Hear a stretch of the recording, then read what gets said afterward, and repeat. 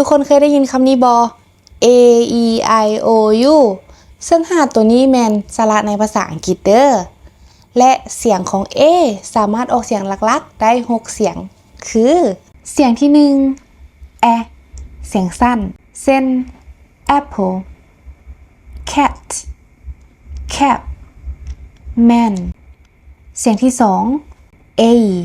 เสียงยาวเช่น snake cake gate mate สังเกตเบิ่งคำที่ออกเสียงสระ A มักจะมีตัว E อยู่ท้ายคำเสียงที่3 R เช่น father car star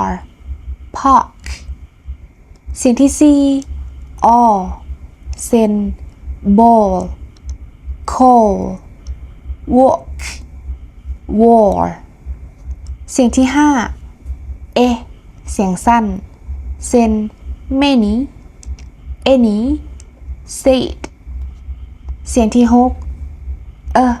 ออกเสียงค่อยๆเด้อเช่น about again ago